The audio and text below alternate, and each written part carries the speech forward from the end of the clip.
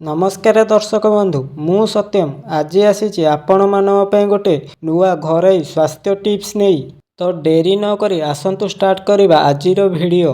आपणक मुहरे थिबा सेई दाग एवं व्रण जहाँ आपणक सुंदरता को कमाई देउछि आपणक घरे रही सेही गुडी को एबे गोटिए राति रे ही गायब करि परिबे। हाँ दर्शक बंधु आपण माने ठीक सुनिछंती, कौनसी महंगा क्रीम नुहे ना कौनसी अधिक खर्च, केवल घरेई उपचार रे आपणक मुहरे थिबा पुराणा दाग को पूरा गायब करि परिबे।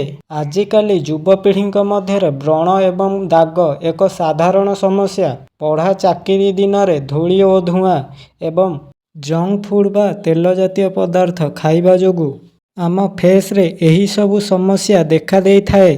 प्रायतः युवपीढ़ी माने कॉस्मेटिक्स लगाई थांती किंतु समस्तिंक त्वचारे से गुड़िक काम करि न थाए। सेथिपाई युवपीढ़ींकर आहुरी बेसी समस्या बढ़ी जाई थाए। चलंतु बंधु माने आजिर प्रथम नुस्खा विषय रे जानिबा जहाँकि आपणक घरर छोट मोट सामग्री को नहीं प्रस्तुत करि परिबे। प्रथम नुस्खा दुईटी जिनिस हेले आपण तैयारी करि परिबे जहाँकि आपणक घरे सदा सर्वदा रही थाए। ताहार ना हेउची चंदन पाउडर आउ क्षीर। बंधु माने ए नुस्खा को बनैबा बहुत सहज।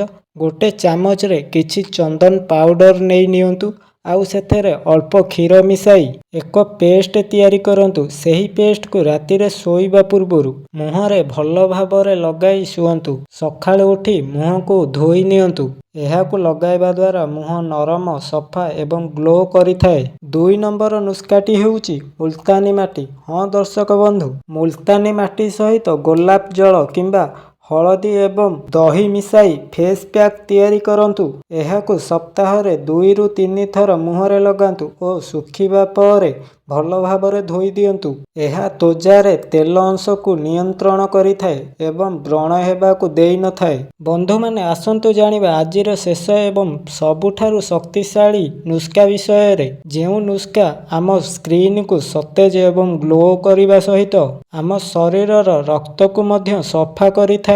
आउ डेरी न करी आसंतु जानिबा ए नुस्खाटीर नाम कौन। नुस्खार नाम हेउची लिंब पत्र। तो आसंतु जानिबा लिंब पत्र को आमे केउ प्रकार व्यवहार कले आमको एहार फायदा मिली थाए।